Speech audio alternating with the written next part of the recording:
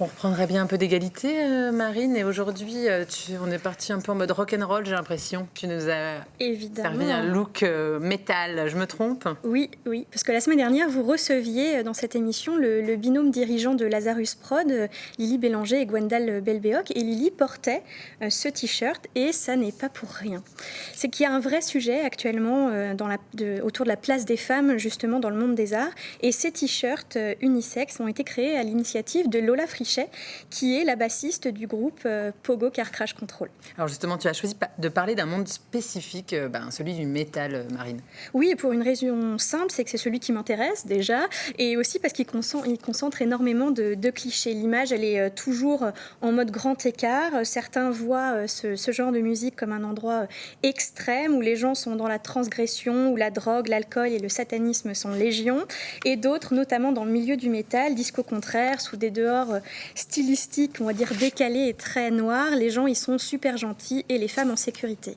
Combien de fois moi-même j'ai entendu mes amis et bien d'autres le dire, notamment à propos des grands festivals de métal en France et ailleurs. Et c'est pas vrai en fait.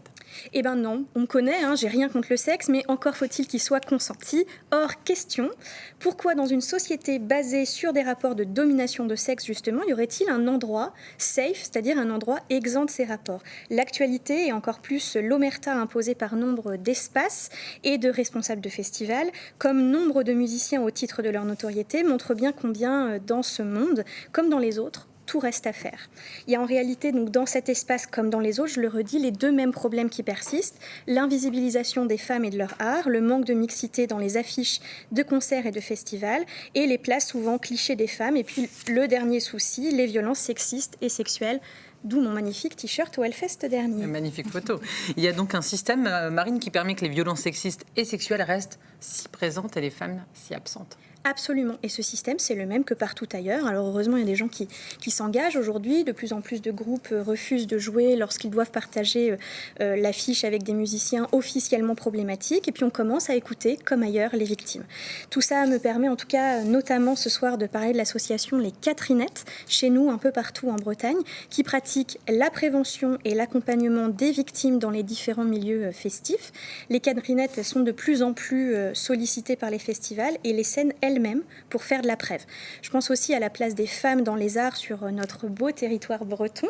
Et pour ça, je voulais parler de la pianiste finistérienne Caroline Faget, qui a créé le duo Bienvenue sur l'île aux femmes avec le chanteur Pervari Kervarek, j'espère que je dis bien son nom, pour mettre en lumière le matrimoine breton. Et puis enfin, il y a l'annuaire Majeur, majeur.e.s, qui est un répertoire inclusif qui permettra bientôt que plus personne ne puisse dire qu'on ne trouve pas de femmes ou de personnes trans dans les métiers de la musique.